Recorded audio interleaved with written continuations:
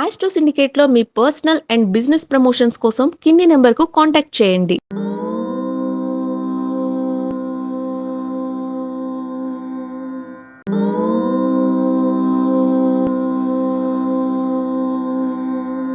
ఓం శ్రీ గురుభ్యో నమ.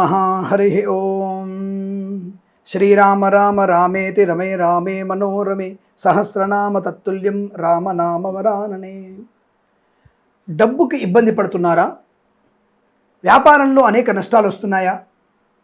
నేను చెప్పినటువంటి చిన్న పని చేయండి. దీనికి ఆడవాళ్ళు మగవాళ్ళని తేడా ఏం లేదు. ట్రాన్స్జెండర్ కూడా చేసుకోవచ్చు. వాళ్ళు మాత్రం మనుషులు కారా? అంటే మంచివాళ్ళు. వాళ్ళు వచ్చేసి ఏదో గృహప్రవేశం అవుతున్నప్పుడు బట్టలు మొత్తం ఇప్పేస్తాం, డబ్బులు ఇస్తే మర్యాద 50,000 లక్ష రూపాయలు అన్న వాళ్ళు మాత్రం, కానీ కొద్దిగా పద్ధతిగా ఉంటూ వారు మా దగ్గర నుంచి అడిగి తీసుకోవడం, వాళ్ళ ఆశీస్సులు ఇవ్వడం మంచి పని. అటువంటి ట్రాన్స్జెండర్ కూడా ఇది చేయొచ్చు. అలాగే చదువులు వెనుకబడిపోతున్నారా? వాళ్ళు కూడా చేయవచ్చు. అలాగే ముఖ్యంగా ఇంట్లో మొగుడు పెళ్ళాల మధ్య ఇబ్బందికరంగా ఉంటుందా? వారు కూడా ఇది చేయవచ్చు. ఇక్కడ సంపద అనేది కలిగిస్తుంది. ఇది సంపద అంటే డబ్బు ఒకటే కాదు, ఆనందం, ఐశ్వర్యం, మంచి పనివాళ్ళు, గొప్ప వ్యక్తిత్వము, 10 మందిలో గౌరవము, ఆరోగ్యము. మీకు ధనము కావాలి, మీకు గౌరవం కావాలి, మీకు పదవి కావాలి, గొప్ప వ్యక్తిత్వం కావాలి, కుటుంబం మధ్యలో సఖ్యత కావాలి, సంతాన ప్రాప్తి కావాలి. ఇవన్నీ కావాలంటే మీరు ఒక్క పని చేయాలి. అందుకే మీరు వీడియో మొత్తం చూడాలి. 10 మంది చేత మీరు మన ఛానల్ని సబ్స్క్రైబ్ చేయించాలి, లైక్ చేయాలి, షేర్ చేయాలి. ఈరోజు మీ అందరికీ మే 1వ తేదీ శుక్రవారం అయింది. ఇంకా విశేషం తెలుసా? పౌర్ణమి అయింది. ఇంకో విశేషం ఏంటంటే స్వాతి నక్షత్రం ఉంది.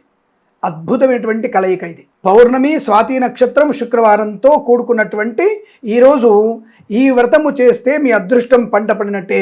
5 కోట్లు 500 కోట్లు నష్టాలు ఉన్నవారైనా సరే, అనిల్ అంబానీ అయినా సరే ఈ వ్రతం చేసుకుంటే తప్పక 1000 కోట్ల అధిపతి అవుతాడు. మనం కూడా అవ్వచ్చు, అవ్వదని ఉంది.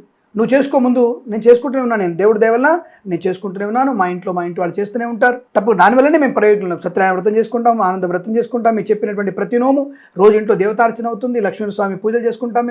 మేమేమీ చెయ్యకుండా మీకు చెప్పట్లేదు. మా ఇంట్లో నేను దేవతార్చన, నిత్య పూజలు, మా ఇంట్లో మా ఆవిడ గారు లలితా సహస్రనామ రోజుకు 11 సార్లు చదువుకోవడం, అన్నపూర్ణాష్టలు చదువుకోవడం, అనేక రకాల అష్టకాలు, సౌందర్యలహరి, ఇవన్నీ కూడా చదువుతూనే ఉంటుంది అవి. కాబట్టి దానివల్ల నేను మంచి స్థాయిలో ఉన్నాను. నా కూతురు మంచి ఉన్నతమైనటువంటి స్థాయిలో చదువుకుంటుంది. మీ అందరి ప్రేమ అభిమానంతో బాగానే ఉన్నాం మేము.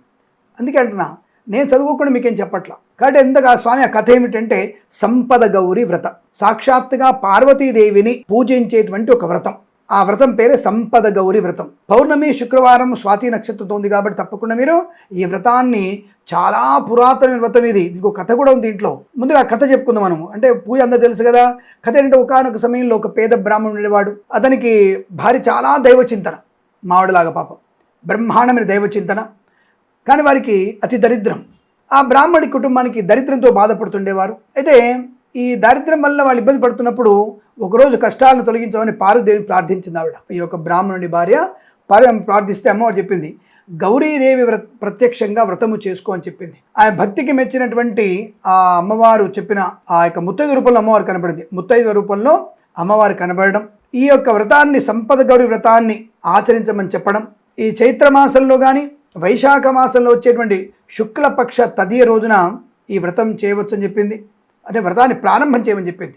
ఇది చైత్రమాసంలో లేదా వైశాఖం వచ్చేటువంటి శుక్లపక్ష తదియ రోజున ప్రారంభించి 16 ముడులు వేసిన తోరాన్ని పూజించి ధరించాలని చెప్పింది. 16 ముడులు వేసినటువంటి తోరాన్ని మీరు బాగా గుర్తుందా? మంగళగౌరి వ్రతానికి, వరలక్ష్మి వ్రతానికి తోర గ్రంథి పూజ చేస్తారు. ఇక్కడ 16 ముడులు. ఈ 16 అంటే షోడశ దరిద్ర నాశనానికి కారణం. అది షోడశ దరిద్రానికి నాశనం కారణం, షోడశ పూజకి కారణమవుతుంది. అది దరిద్రాన్ని 16 రకాల దరిద్రాలు పోగొట్టి 16 రకాల పూజలకి అమ్మవారిని చేరుకునేటువంటి ప్రయత్నం అది. అలాగే ఆ తృతీయ నాడు వ్రతాన్ని ప్రారంభించి 16 ముడుల తోరాన్ని పూజించి ఈ కంకణం కట్టుకోవాలి అని చెప్పి చెప్పిన విధంగానే ఆ బ్రాహ్మణుడు ఈ యొక్క చైత్ర పౌర్ణమి రోజున, చైత్ర మాసంలో వచ్చినటువంటి పౌర్ణమి రోజున ఆ వ్రతాన్ని నిష్ఠతో చేస్తున్నాడు. ఇంత బ్రహ్మాండమైనటువంటి నిష్ఠతో చేస్తున్నటువంటి ఆ వ్రతం వల్ల అద్భుతమైనటువంటి యోగాన్ని పొందుకున్నాడు. ఈ యాత్ర తర్వాత వాళ్ళ తర్వాత అమ్మవారు మన జాతకంలో ఉన్నటువంటి గ్రహ సంచారాన్ని మార్చకపోయినా గ్రహ సంచారం యొక్క నెగిటివ్ ప్రభావాన్ని తగ్గిస్తుంది. సృష్టించిన అమ్మ నవగ్రహాలు వాళ్ళే దేవుళ్ళే కదా. వాళ్ళు ఒక రూల్ చెప్పినప్పుడు ఆ రూల్ని ఎలా దాన్ని అధిగమించి ఉంటారు. కాబట్టి ఆ రూల్ పెట్టి పరీక్షలు రాయమంటారు. పరీక్షలు ఫెయిల్ అవుతున్న కొద్దీ ఒక సబ్జెక్టు ఫాల్ అయ్యి 6 సబ్జెక్టులు 6 సంవత్సరాలు పాస్ అయినా 7వ ఏట ఇంటర్మీడియట్ చేరినట్టుగానే అమ్మవారు మనకి గ్రహ సంచారంలో అనేకమైనటువంటి పాపక్రియల్ని చేయమని పెట్టినా ఆ పాపాలు చేస్తూ వాటిని అనుభవిస్తూ భరిస్తూ పుణ్యకర్మలు కూడా వృద్ధి పొందుకొని మనం పుణ్యతత్వాన్ని, దరిద్రంతో బాధపడుతూ ధనయోగాన్ని, ఆనందయోగాన్ని, రోగంతో బాధపడుతూ రోగనాశనాన్ని ఒక్కొక్క మెట్టు ఎదుగుతున్నట్టుగా 10 మందిలో గౌరవాన్ని పొందుకునేట్టుగా మన బుద్ధి వివేకాన్ని కలిగిస్తుంది. ఆ బ్రాహ్మణుడు ఆ వ్రతం చేసిన తర్వాత ఎంతో నిష్ఠతో చేశాడు, చాలా నిష్ఠాగరిష్టంగా చేశాడు. ఉపవాసం ఉండి నక్తంగా ఉంటూ ఈ యొక్క మా సమస్త దరిద్రాల నుంచి తను ఇబ్బంది నుంచి తొలగించాలి అని చెప్పేసి అమ్మను శరణుజొచ్చాడు. అష్టోత్తరంతో పూజ చేశాడు. ఈ అమ్మవారి అనుగ్రహం వల్ల తదియ నుంచి ప్రారంభం చేసి పౌర్ణమి వరకు చేశాడు, లేదా వైశాఖ మాసంలో వైశాఖ తదియ నుంచి వైశాఖ పౌర్ణమి వరకు చేయొచ్చు. కానీ సంపద గౌరి వ్రతం మాత్రం చైత్ర పౌర్ణమి చెప్పబడింది. ఈ చైత్ర పౌర్ణమి ఈసారి మనకు 1వ తారీఖు వచ్చింది కాబట్టి తదియ రోజు ప్రారంభం చేసి 16 రోజులు కూడా చేసుకోవచ్చు. తదియ రోజు ప్రారంభం చేసి 16 రోజులు కూడా చేయొచ్చు, అది మీ ఇష్టం. లేదు కనీసం ఒక్కరోజైనా సరే మనకి సంపద గౌరి వ్రతం కాబట్టి ఆ రోజు పార్వతీదేవిని మనం పూజించే ప్రయత్నం చేయాలి. పౌర్ణమి రోజు స్వాతి నక్షత్రం ఉంది, శుక్రవారం అయింది. విశేషం మనకి మహాలక్ష్మి యోగం. ఎప్పుడో కానీ రాదు ఇటువంటి ఈ తిథి వార నక్షత్రాలు ఒకేసారి కలిసి రావు. మనకి స్వాతి నక్షత్రంలో చేసే పూజ 10ంతల యోగాన్ని కలిగిస్తుంది. పౌర్ణమి రోజు శుక్రవారం చేసే పూజ సాక్షాత్తుగా ఆ యొక్క కుబేరుడు మహాలక్ష్మి తన యొక్క అధికారినిగా పెట్టుకున్నటువంటి శుభమైనటువంటి రోజు కాబట్టి తప్పకుండా మన రోజు మనము సాక్షాత్ శ్రీ మహాలక్ష్మి అనుగ్రహంతో మనం ఈరోజు మనం కుబేర్లం అవ్వచ్చు. కాబట్టి మన యోగాన్ని మనమే మార్చుకోగలిగేటువంటి వ్రతాలు ఇవన్నీ కూడా. కాబట్టి ఆ రోజున ఆ బ్రాహ్మడు చేయగానే ఆ బ్రాహ్మడికి పాపం భగవంతుడి యొక్క అమ్మవారికి అనుగ్రహంతో మంచి ధనయోగం కలిగింది, పేరు ప్రఖ్యాతులు వచ్చాయి, రాజు నుంచి గౌరవం. ఎలా వచ్చాయి డబ్బులు బ్రాహ్మడికి? ఆకాశం నుంచి 3 పళ్ళ. ఆ రాజుల ముందర తన పాండిత్యాన్ని ప్రదర్శించి ఆ రాజుల యొక్క మెప్పుని పొందుకున్నాడు. వారి నుంచి ధనాన్ని, గౌరవాన్ని, అలాగే సత్కారాలు స్వీకరించి బ్రహ్మాండంగా బంగారంతో హాయిగా రాజపల్లికిలో వచ్చాడు. అక్కడి నుంచి వారి దరిద్రం తొలగిపోయి ధనయోగంతో ఆనందంగా ఉన్నాడు. ఒక రోజున ఈ బ్రాహ్మణుడు ఉండగా ఈ అమ్మాయి పాపం, ఈ బ్రాహ్మణ స్త్రీ, ఈ బ్రాహ్మడి భార్య ప్రతి మాసము కూడా చైత్ర పౌర్ణమి రోజున ఈ వ్రతం చేస్తూనే ఉంది. అలా చేస్తున్నాడు కాబట్టి వీడు బతికి బట్ట కడుతున్నాడు. లేదా వీడు బతికి బట్ట కడతాడు? ఏదో పొద్దున్నే వంగనే నమో భగవతే రుద్రాయ అని చెప్పేసి అభిషేకం చేసుకొని వెళ్ళిపోగానే అయిపోతుందా? ఆ పిల్ల పాపం రాత్రిళ్ళు మొత్తం కూడా ఎప్పుడు నిరంతరం అమ్మవారిని ధ్యానం చేస్తూనే ఉంటుంది. అలాంటి మహాసాధ్వి చేస్తున్నప్పుడు ఆ అమ్మాయి 16 తోరాల కంకణం కట్టుకుని 16 ముళ్ళువే తోర ఉంది కదా, అది పసుపు దారం కట్టుకుంది. కట్టుకోగానే ఈ బ్రాహ్మణుడు చీకిపోయిందని చెప్పేసి, బాగా చీకిపోయిందని చెప్పేసి దాన్ని కట్ చేసి చెట్టు మీద పడేస్తాడు. ఎందుకంటే భర్త మాట కదనలేదు కదా, పడేస్తాడు. అప్పుడు మొదలు వాడికి స్టార్ట్ అయింది దరిద్రం. కొద్దిగా దొంగల పాలైపోయి, కొద్ది రోగాల పాలైపోయి, నష్టమైపోయి మళ్ళీ సేమ్ పొజిషన్కి వచ్చేసాడు. ఏమిటిది నా పరిస్థితి ఇలా అయిపోయింది చెప్పేసి బాధపడుతున్నాడు. అంటే విర్రవీగతనం ఉంటుంది కదా, ఆ విర్రవీగిన తత్వం వీడికి నాశనాన్ని కలిగించింది. అమ్మవారిని తులనాడాడు కాబట్టి కానీ వీడు అభిషేకం చేసుకుంటున్నాడు. అయినా సరే పుణ్యం లేదు, పాపం వచ్చింది. మరి వెంటనే అడవిలోకి వెళ్ళిపోయారు, మళ్ళీ దుర్భరమైన జీవితాన్ని గడుపుతున్నారు.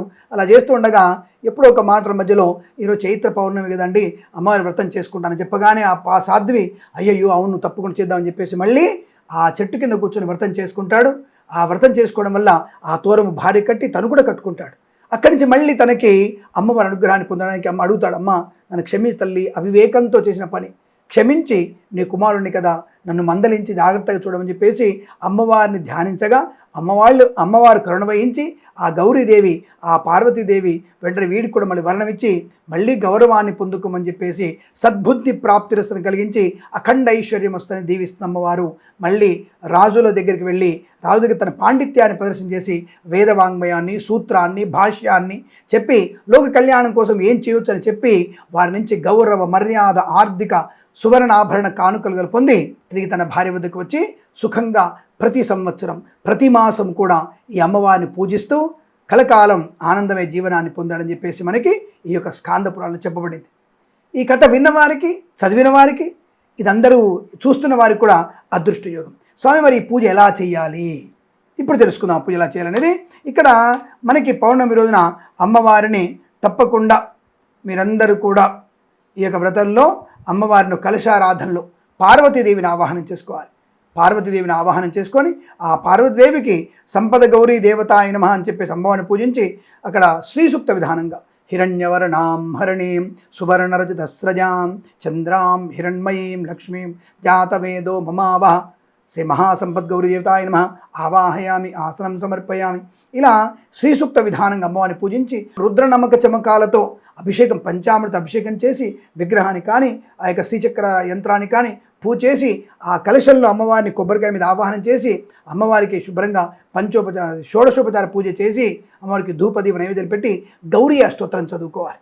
ఇలా చేసిన వారికి సంపద లేని వారికి సంపద, వివాహం కాని వారికి వివాహం, సంతానం లేని వారికి సంతానము, విద్యా ప్రబుద్ధులు పొందడం, చైతన్యవంతులుగా మారడం, ఆరోగ్య లాభాన్ని పొందుకోవడం, విదేశీయాన యోగం కోసం ప్రతి వారికి విదేశీయాన యోగం, ఇలా ఏదైతే మనము సత్సంకల్పాన్ని అనుకుంటున్నామో ఆ సంకల్ప పూర్తి చేసుకునే అవకాశం ఉంటుంది. అలాగే ఈ రోజున ఇద్దరికి అంటే ఇద్దరు దంపతులకి, యాక్చువల్గా 5 దంపతులు చెప్పబడింది, కనీసం ఒక దంపతులకి భోజన తాంబూలాదులు, వస్త్రాలు ఇచ్చి వారి ఆశీర్వాదం తీసుకోవడం వల్ల మంచి ప్రయోజనం పొందుకుంటారు. ఇది తప్పకుండా ఈ చైత్ర పౌర్ణమి అనగా మే 1వ తేదీ శుక్రవారం చేసిన వారికి తప్పనిసరిగా మరి వచ్చే సంవత్సరం కల్లా గృహప్రవేశం అయి తీరుతుంది.